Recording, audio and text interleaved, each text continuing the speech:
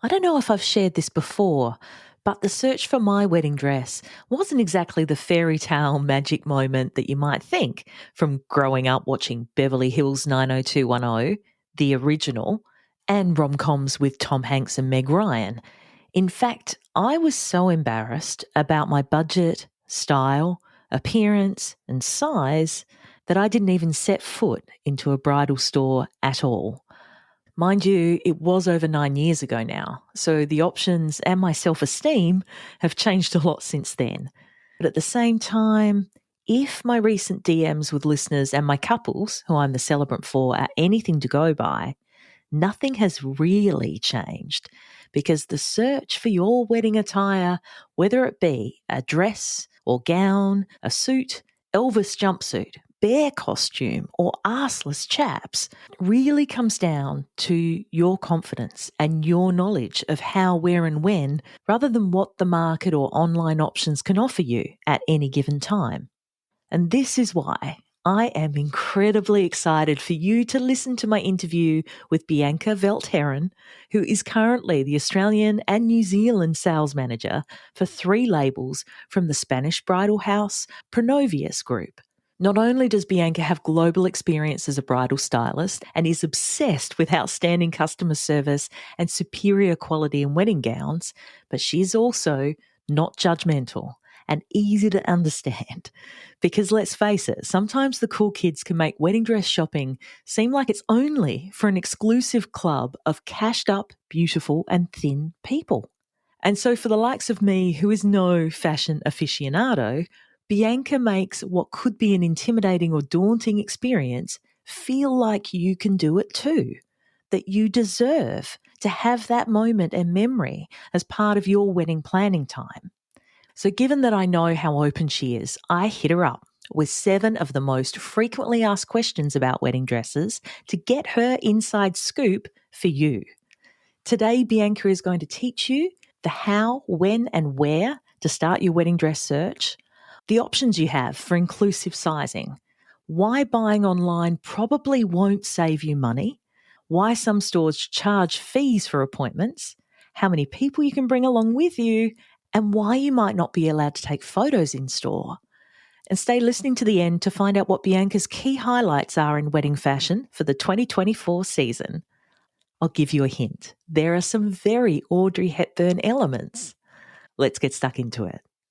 Unbridely is a community of pro-wedding vendors who believe in freedom and integrity in weddings, giving you options, solutions, tips and tricks to create the experience and memories that you and your fiancé really want and deserve. Because we believe that weddings are a team sport. With how-tos, stories and interviews with recently married couples, we find out what went right and what they'd change if they could go back and do it all over again. I'm Camille and welcome to the Unbridely podcast. Hi Bianca, thank you so much for your time today. Thank you for having me. I'm so stoked to talk to you, B, because I know your background and how much you're going to be able to help engage couples with their attire and all this sort of stuff. But we'll start off with your credentials. So if you could share, how you got into bridal gowns, bridal wear, and what you're doing now. I suppose it started when I was quite young. My mum brought home a bridal magazine from her work. She used to work at Clarence on the Lake, and they were having a bridal fair. And this bridal magazine was my prized possession. I would look through it every night on my bed. And then from then on, every pocket money that I had, I would spend on bridal magazines and just research and dream one day that I'll get into it.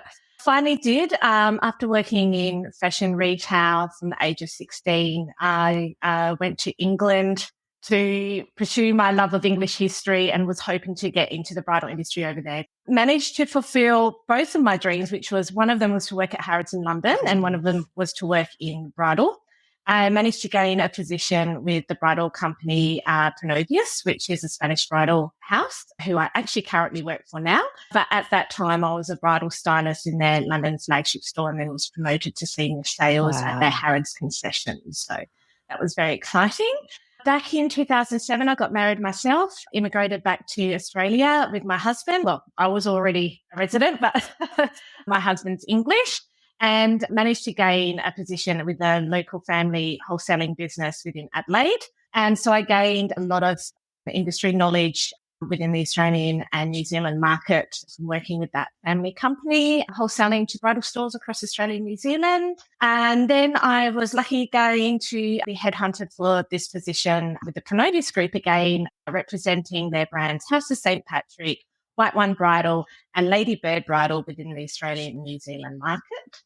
So basically my job is to present the collections to the stores across Australia, to our stockists, seek out new stockists that want to stock our brands, and obviously assist them with inquiries and, getting beautiful gowns into their stores. And Bianca, we were saying just before I press record, what you don't know about bridal gowns is not worth knowing. Isn't that the truth? It is, yeah. It I mean, I is. suppose working in the industry for 16 years, I've been through it all, seeing the ups and downs, seeing fashions come and go, seeing the whole industry change with the introduction of social media and obviously generations. One thing we'd say in the industry is, as suppliers and industry professionals, our age changes. However, the average bride's age never changes. So we need to follow those generations. So we need to keep up there with the new trends, the new happenings, with what generation is next to get married. Yes. And also we were just chatting then about there's been a bit of a downturn, and I think it's, fair to say those words because there has been, like, post-COVID, and, we've noticed that brides' preferences and their needs and stuff, they've changed with the cost of living, haven't they? Mm-hmm. They have, yes. So what I've noticed in the industry over the last couple of years, especially since COVID, is obviously a lot of elopement weddings, which doesn't require so much more of a, big fancy ball gown dress.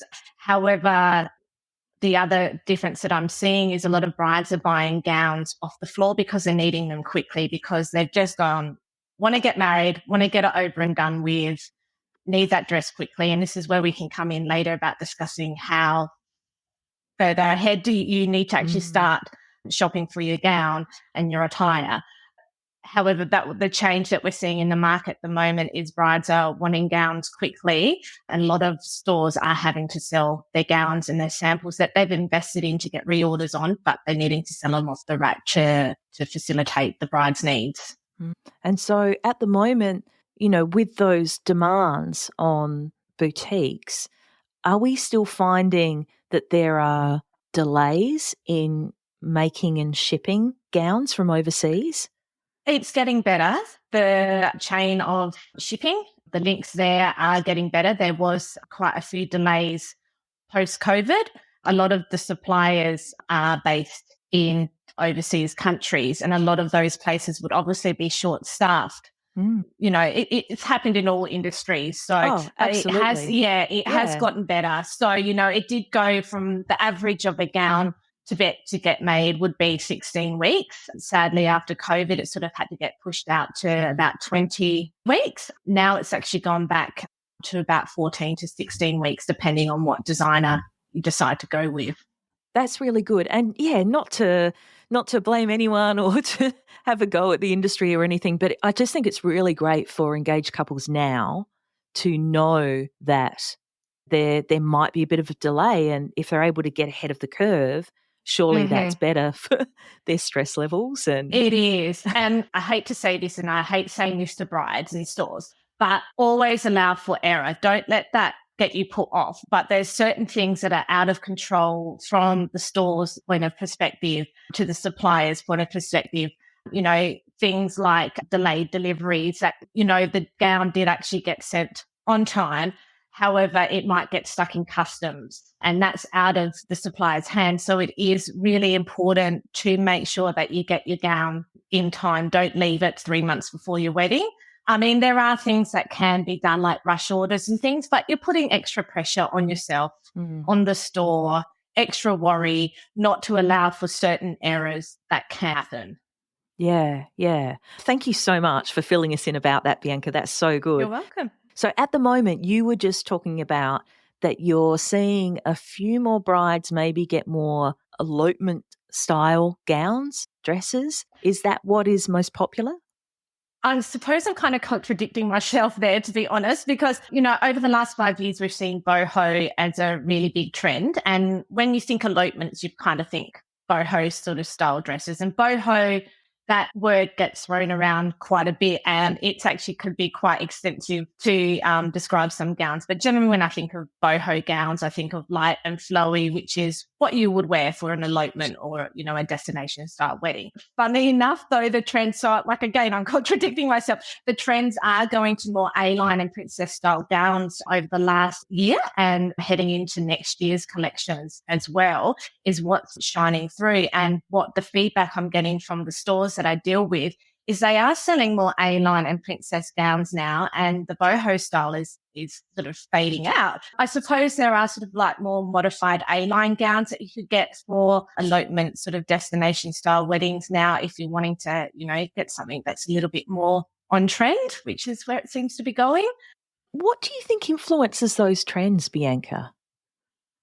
Oh, that's a good question. The big, design houses, they set the trends, I think, and are at the forefront of the bridal industry. So, for example, the company that I work for is a big bridal, and we have quite a few labels under our belt.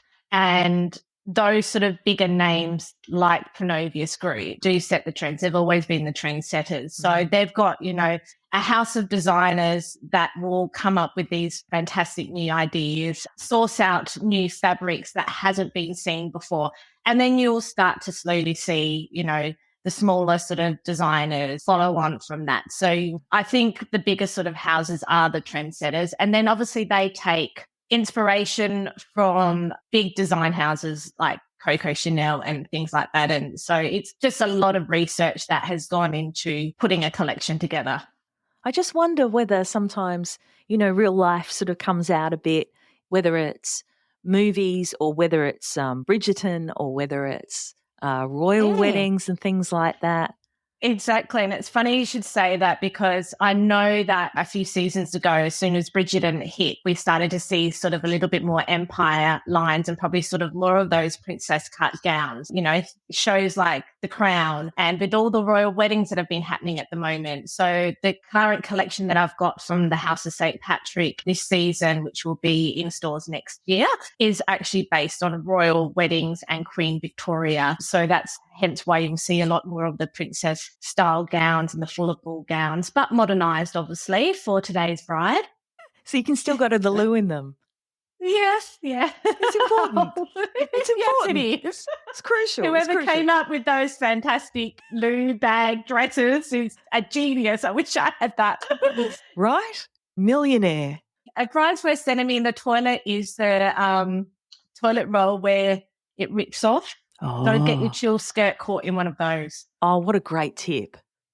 So we know sort of what is trending, what is popular, but I'm in a lot of bridal Facebook groups. It's mainly brides, and they're talking a lot about dresses. And I had one today, and I'd really love your take on it. Cool. So a plus size bride has been trying to get her mum, maid of honour, a couple of bridesmaids and a sister to go with her dress shopping. She just can't coordinate them all, for starters. But then she's got this feeling that they're pushing back on attending this dress appointment, this trying on gowns appointment, because of her size and because they don't want to have to sit there and lie to her about how she looks good, which I just find so sad. It's so sad. Right? So for plus size gowns, Bianca, what are brides' options? How can we make everyone feel wanted and included and beautiful?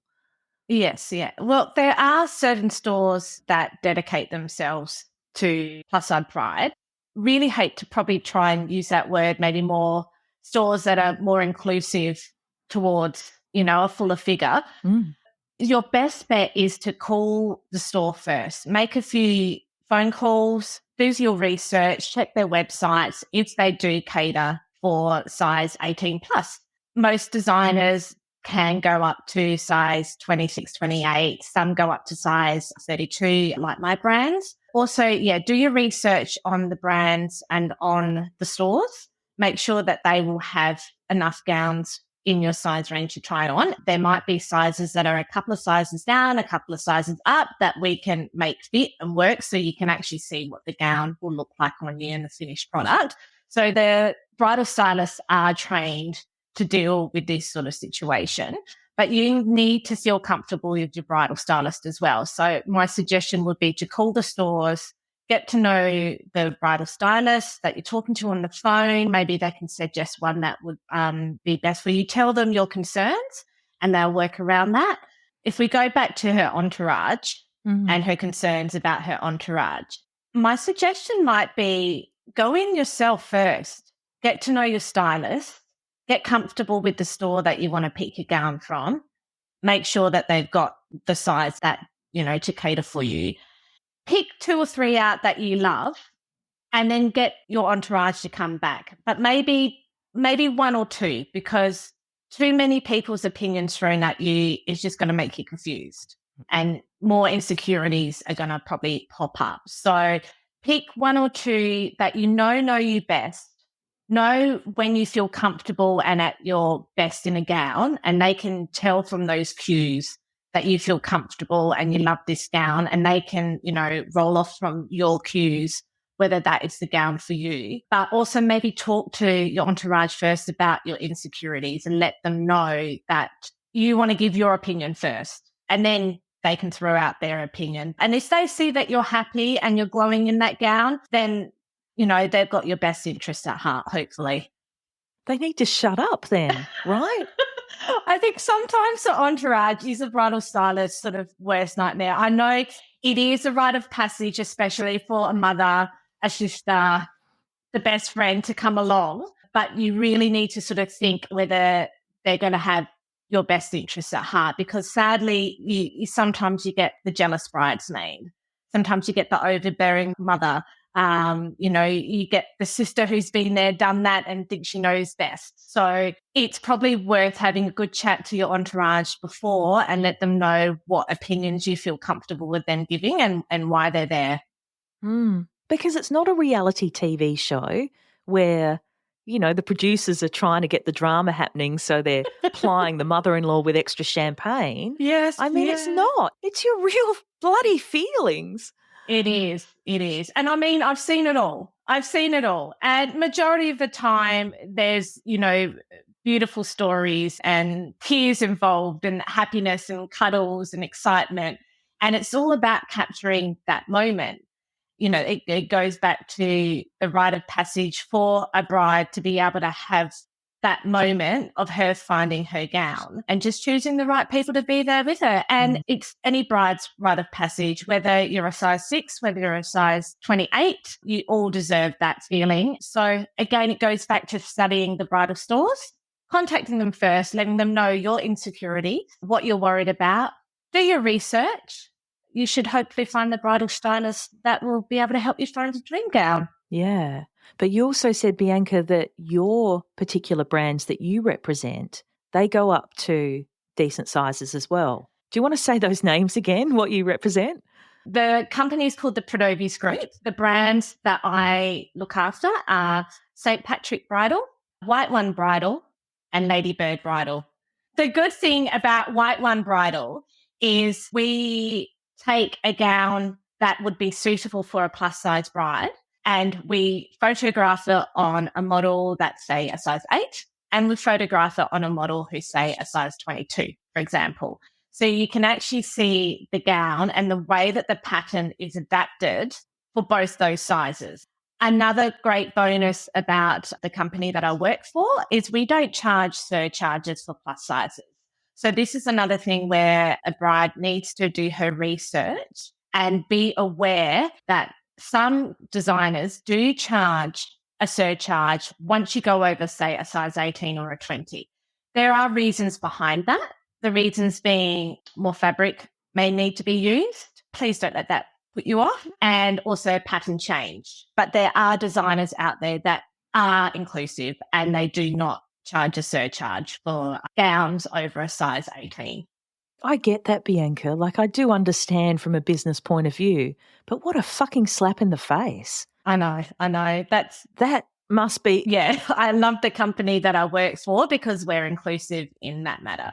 Sadly, there are some designers out there that will add surcharges for those reasons.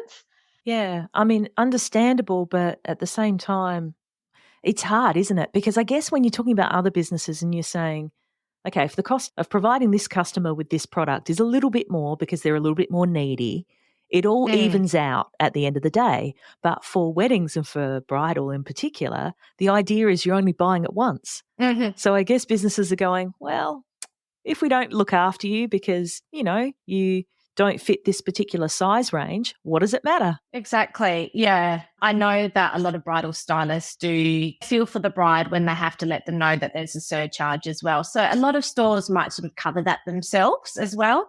Again, it's about doing the research. There are a lot of designers out there that have dedicated plus size brands. For example, My Lady Bird Bridal does have a dedicated sub-label underneath it called Eva, where we cater for plus size brides and they are pictured on curvaceous models, because there's certain things that get involved where someone who might be a size 20 gets conscious and would prefer something like a strap or wants long sleeves or 3/4 sleeves because they're a little bit conscious. There's certain things, but you know what? There are girls out there that own it and they can wear any of those gowns. And again, don't let that put you off. You go out there and you get that tight little crepe ruched gown if you want, because bridal gowns are structured.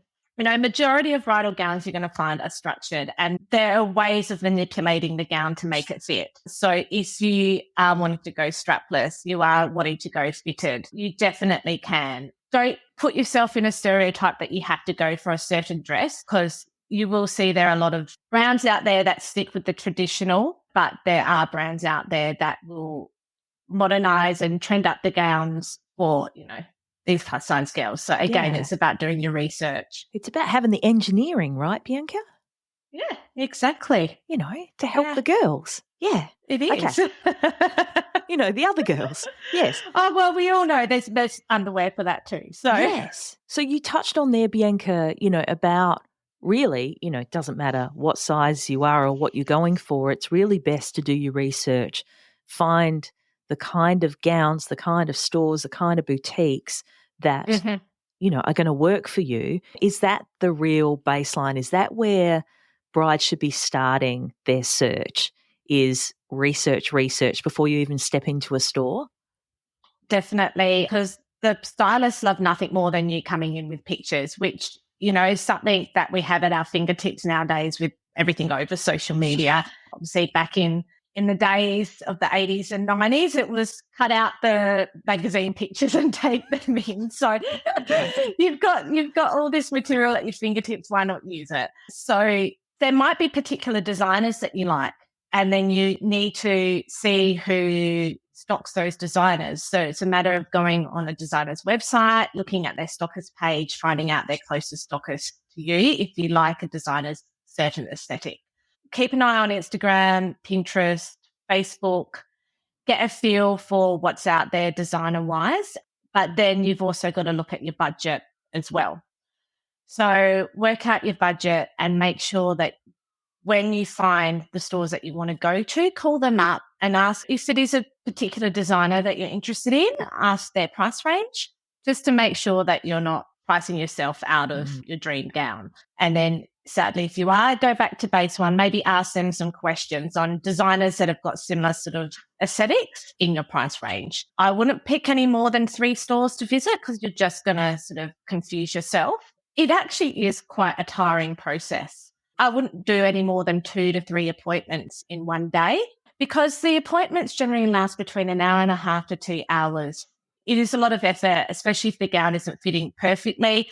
There's certain things that a bridal stylist might need to adapt to be able to get the whole overall look of the gown on you before you step out and show your entourage and look at yourself in the mirror. So it is, quite a lot of work in that change room, and it does get quite tiring. Hence why the bridal stylists generally limit to how many gowns they'll let you try on. and that limited time of the appointment, because obviously they need to cater for other brides coming in, especially on Saturdays. Book in advance on Saturdays, because some stores do book, months in advance for their Saturday appointments. If you can try and make a weekday appointment, that would be fantastic, because you would generally have the store to yourself as well, which would be quite nice. I would imagine, as you're saying, Bianca, there about, calling the store in advance, making sure they've got the actual designer that you have been coveting and following and stalking, but then making sure that the price range is within your budget, because I guess when you're standing there in the middle of the store in what you think is the perfect gown and everyone's going, oh my God, that's fantastic. And then the bomb gets dropped then. It's $3,000 more expensive than what I thought it was. Oh, and how much are alterations? Oh, good. Yes, so we got to factor in alterations too, which is obviously another wormhole to go down. You still haven't written your vows yet, have you? Let me help.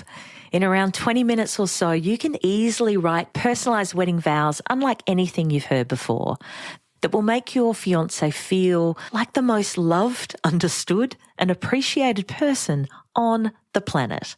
The How to Write Wedding Vows That Don't Suck instant download 17-page PDF ebook walks you through a step-by-step format for your vows, how to find the right words and phrases to describe your feelings and your fiancé, how to write that crucial first draft, and create your final wedding vows masterpiece.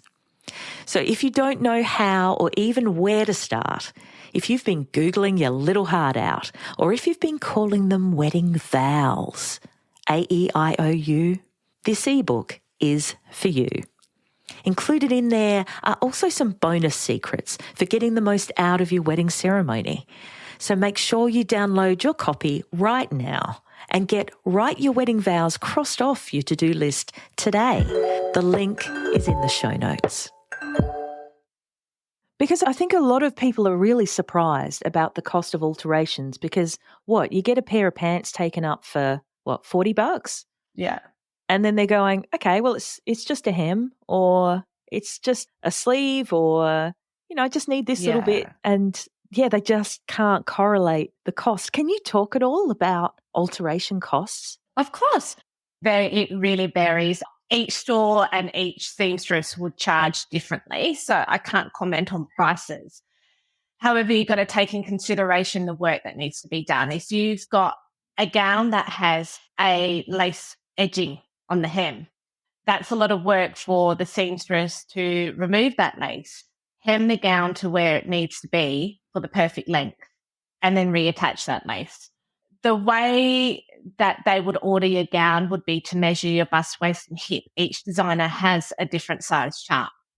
The bridal stylist will order the gown more than likely for the biggest part of your body. And I know it's horrible to say, but we all have different size bodies. So for example, I'm putting it out here, if I was to be measured for a bridal gown, my bust would be size 12, my hips would be size 12, but my waist would be a size 16. So I would order a size 16.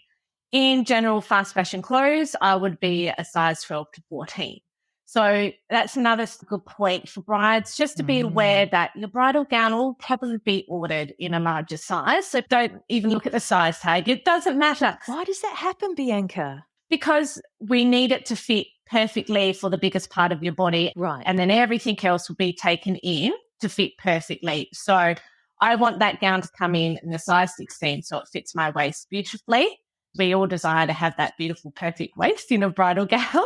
And then the seamstress would alter it for my bust and my hips. Right. They would take your measurements, they would put it up against the designer's size chart, figure out the best size for you and order that gown in. It would come in. Then you would organise, if the bridal store has an in-store seamstress, which some of them do, you would book an appointment. That seamstress would come out in the change room, have about an hour with you, half an hour to an hour, and fix the gown up to alter. Don't be surprised, there might be one or two fittings to get it perfect because they can't always get it perfect the first time. Some might need small alterations, some might need a lot, depending how much you want to modify the gown as well, because some brides choose to put a sleeve on, they decide not to have that bit of lace on there. So that all factors into the cost as well. So as far as timeline goes, you need to factor in time for your alterations, which again you would discuss with your bridal store and your bridal stylist. Because that was going to be my next question then, Bianca, with all this research you're doing, and then you're going in and trying this stuff on, and then we have to, generally get it shipped. Then we've got alterations. What is a reasonable and non-stressy timeline then for all this to happen? So bridal gowns take regularly around about 16 weeks to come in.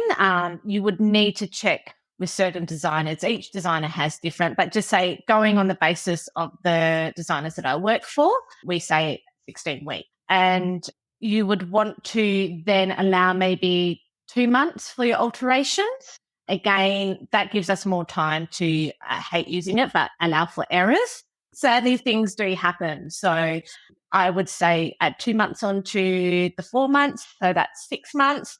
And then you're going to want to give yourself maybe 4 weeks to have a look. It depends how long you think it's going to take for you to find your perfect gown. So add maybe another month on top of that.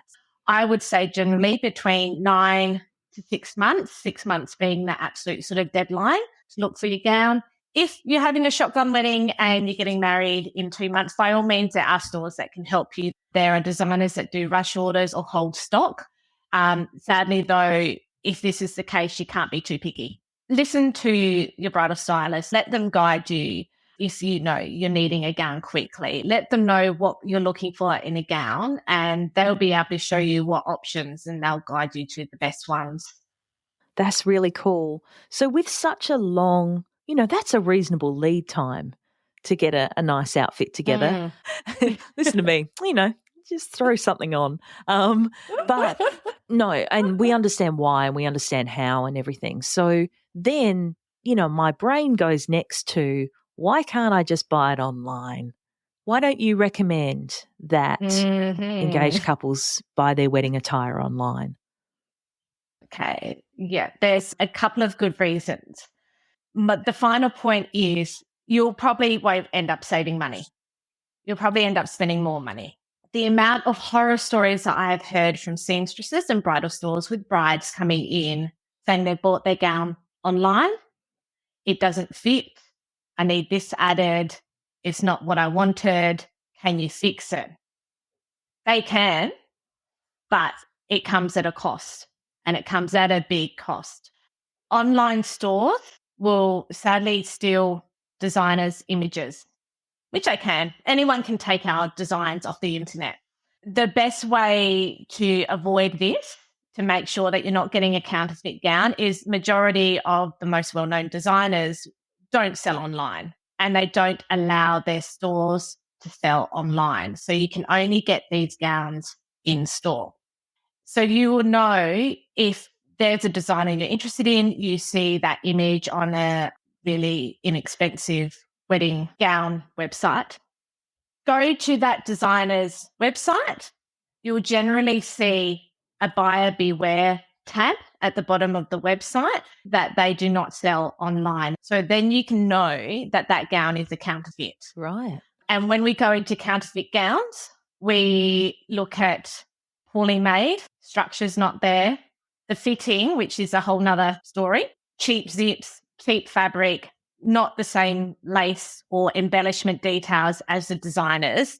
They've just literally just copied a gown that looks the same with cheaper lace, cheaper fabric that doesn't fit well. Also going to the sizing. That's why it's important to go to and see a bridal stylist where they can fit you properly.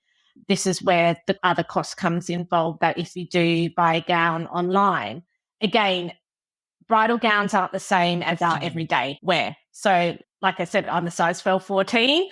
In wedding gowns, I'm a size 16. If you go onto this website and you normally wear a size 14 and you order a size 14, 99% of the time it's not going to fit. Hence why you'll end up going to a seamstress to get it taken out. gowns are actually easier to take in, obviously, than to let out. So there's a lot more costs involved. They basically have to take apart the whole gown and redo it. So that's where I'm saying you'll probably end up spending more money if you go and buy on the internet anyway, and you're not going to get what you pay for in a bridal store. For sure. Actually, when I think back to, because I was embarrassed personally to go into a bridal store to shop for a wedding gown myself. And so I just thought, I'll just look online. I'll just get it from online. And my first one, it didn't fit. Like it fit one part of it's funny you should say that. It fit one part of my body, but not the other part of my body. Yeah. And then it was completely the wrong style, which I would have known if I'd actually tried it on in person. But yeah, I had one of the Unbridely podcast listeners, she wrote to me and she just went, I don't want to go into a bridal store.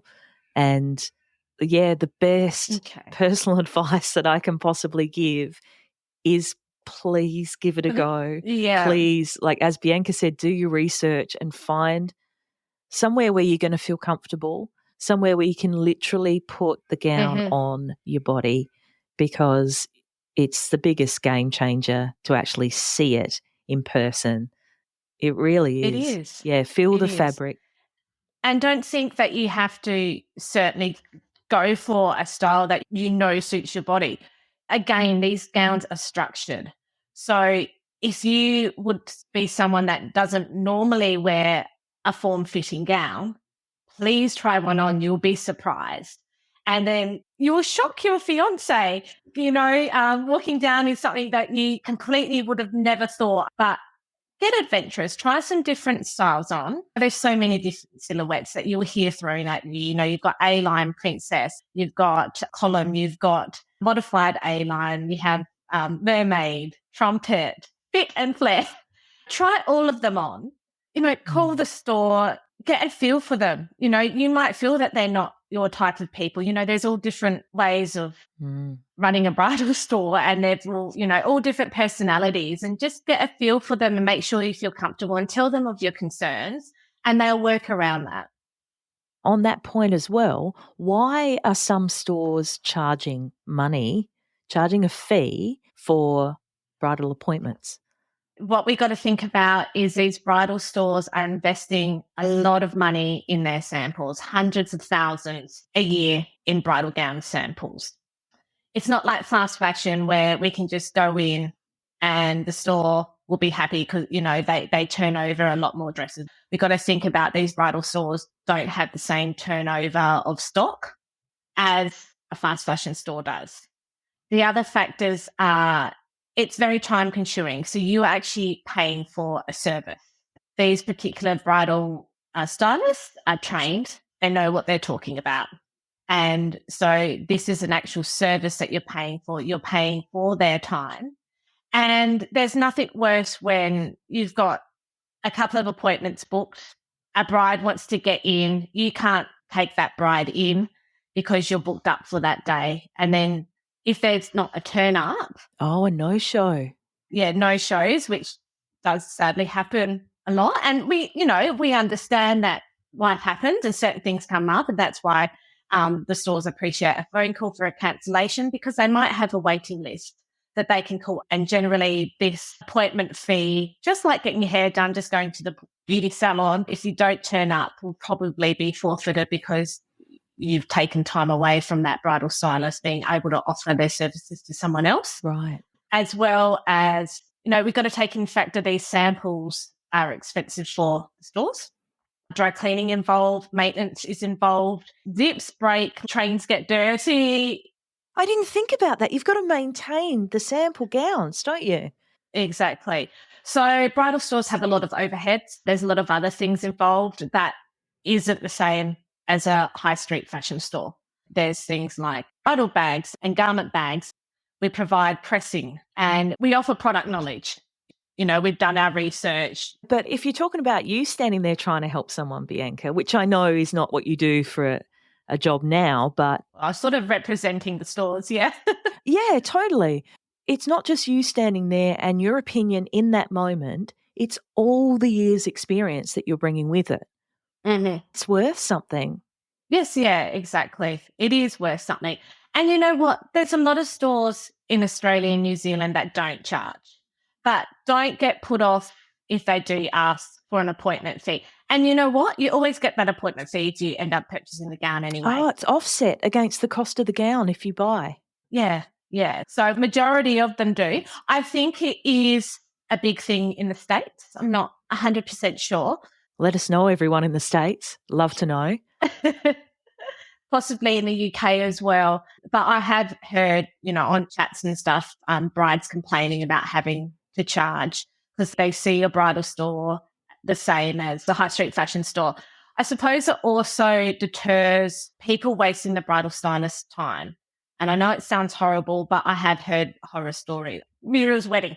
Yeah. You remember Mira's? Complete waste of time, but so much fun. Her hobby going in there. Oh, yeah, taking pictures and putting it in the photo. Yes, pictures. That's what I wanted to ask you next. Bianca. Yes.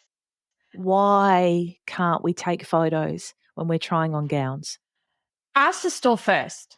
Different stores have different rules. Some stores will completely say no, and there's reasons behind that. Some stores will say, yes, once you have chosen your gown, you can take as many pictures as you want. And then some stores will let you do it freely. Some of the reasons being wasting the bridal stylist's time, but some stores see that if you take pictures, you will just take it off to, get the gown made by your Auntie Mary. And again, they spend a lot of money on their samples and investing in this. Also, you might take pictures to look afterwards to help you determine which is your favourite gown. But it's not about the way you look in that picture. It's about how you felt at that point of time in that gown. Okay. So that's another good reason why I suggest not to take pictures, because it's about how you felt in that gown at that time. Because you might take home 5 pictures on your phone of different gowns, but you really loved gown A, but you feel that you look better in gown B in the picture. Me as a bridal stylist saw you more comfortable and happy and glowing in gown A than gown B. Yeah. And it also could be the position that you're in and the way that you're standing at that time in that picture. So don't let that determine. So, Bianca, are you saying your advice would be to go with the gown that you feel best in rather than perhaps take a photo, compare it with lots of other gowns and pick it apart in the following months? Yes. Yeah.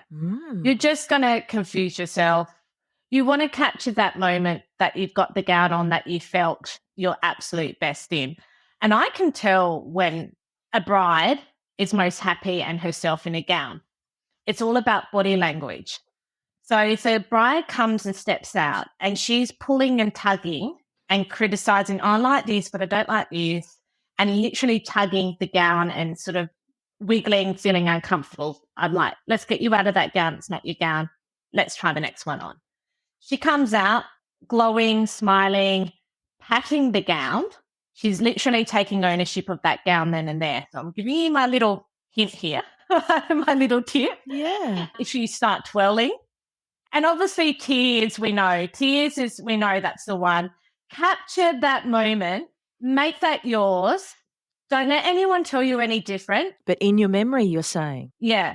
Don't step out of that store, think about it, come back. Capture that moment, get it done. You've got that fantastic memory to look back on. That is when you found your gown. Everyone was crying. The champagne was popped. Let's do it. Make it your own. Yeah, that's beautiful. Yeah. That's so cool. Okay, so we're trusting ourselves, we're trusting our gut and running with what feels amazing. Oh, God, you've just restored my faith. You're going to have all the bells and whistles with that gown too on your day.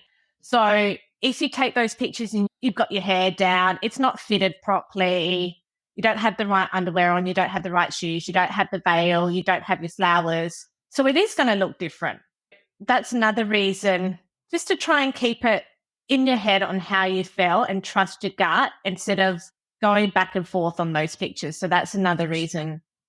I never thought, Bianca, that there was actually an advantage to not taking photos. Yeah, I love that. And so we've already talked a little bit about the entourage as well, the people that you're bringing with you to these appointments.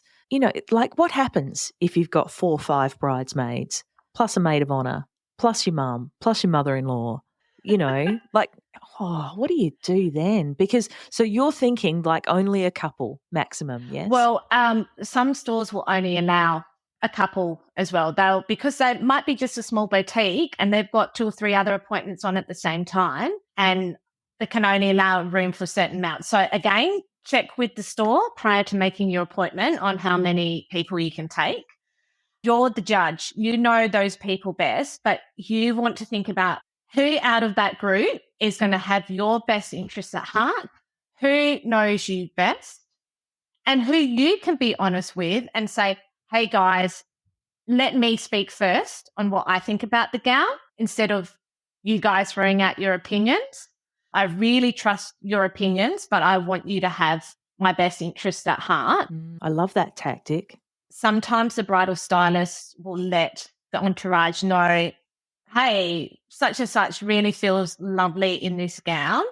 Let's just hold our opinions first and let her tell us what she loves about the gown and why she loves it. And then we can have our opinions. Yeah.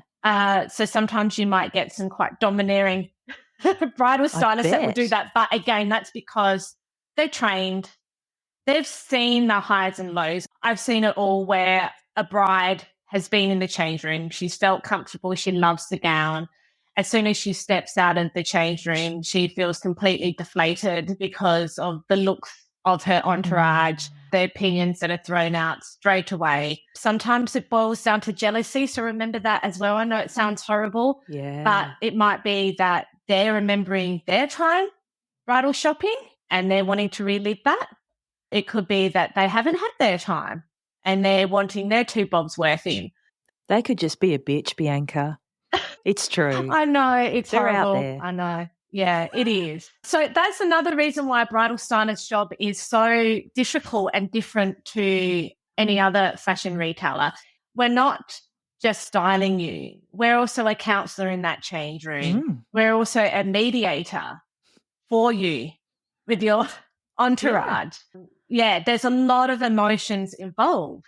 So we've got to be very caring and empathetic as well. And I know that every bridal stylist is very down to earth. They just have your best interest in heart and want you in the gown because that's why they're in that industry, because they love it. And I guess you can always, because, I keep coming back to this scenario where, a bride's got a decent size wedding party, few bridesmaids, couple of groomsmen, couple of brothers, everyone wants to come, bring the dog, it'll be fun. But, oh gosh, like we just got to, I love your advice in paring back who not needs to be there, who would you really like to be there, and then to somehow really diplomatically let the others know that unfortunately, they won't be able to come along to this bridal fitting appointment. And I think it might be a really good excuse, Bianca, to maybe go, oh, this particular place only allows 2 extra people.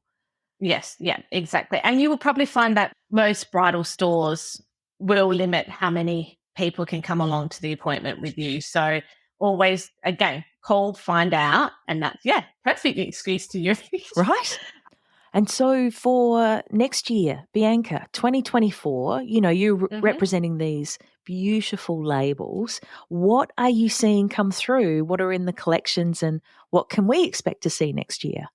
So very minimalistic fabrics, but the fabrics manipulated in a way to make the design of the gown stand out. So again, princess gowns are making a big comeback. So the modern princess, detachable sleeves, which is fantastic, detachable skirts, so you can change up the looks of the ceremony. My favorite trend at the moment is pearl embellished veils and pearl embellished gloves. Gloves. With a Mikado gown. Stop it. Have you heard of Mikado? No, I don't know what the fuck Mikado is. Bianca, explain. Mikado is basically the new version and updated version of taffeta. So you think taffeta, you think 80s. Yes. Mikado is a Japanese fabric. Like taffeta, it's thicker, it's got more structure to it, and you can get like a matte and a shine to it. It's just fantastic. And the great thing is, even though it's thicker, it breathes. So it's a fantastic fabric for an Australian bride. Crepe as well. You've probably seen a lot of gowns in your weddings recently. There's some beautiful, these asymmetrical splits in the beautiful crepe gowns. And any size can wear crepe as long as it's structured right and it's got that structure in there and it's stretched.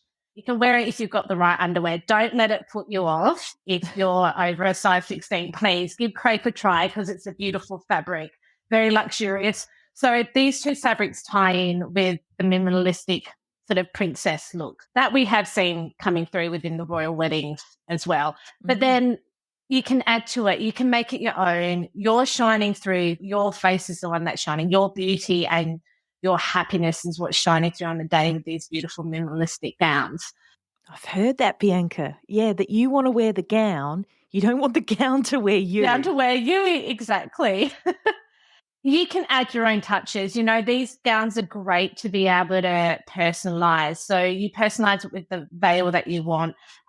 You can have it with the headdress that you want, the jewelry. Like I said before, these fantastic new pearl embellished gloves. I just love them. I can't get enough of them. You're going to see them over Instagram everywhere. It's very Audrey. It is very Audrey. Yes.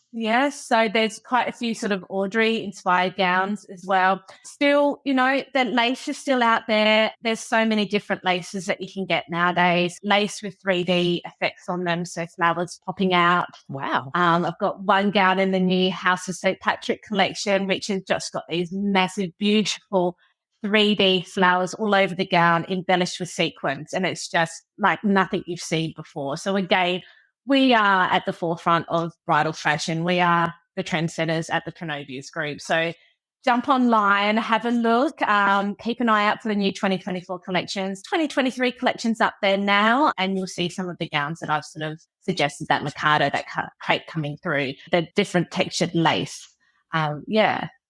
You've made me excited about bridal gowns. Oh, good. I'm glad. That's my job. Spreading the bridal gown love. I'm pretty straight down the line, Bianca. And for you to make me care about 3D like lace flowers, well done. Thank you. It's beautiful. Welcome. And so what is the website? The Pronovias Group. Pronovias Group. Pronovias Group. If you want to just Google St. Patrick Bridal, White One Bridal, and Ladybird Bridal. And find your local stockist. And you'll see it at the top of the websites for the different brands. There's a stockist section and you'll be able to find your closest stockist on there. Awesome. No matter where the listener is, they'll be able to find you. All around the world. They're stocked all around the world. So, yes, yeah.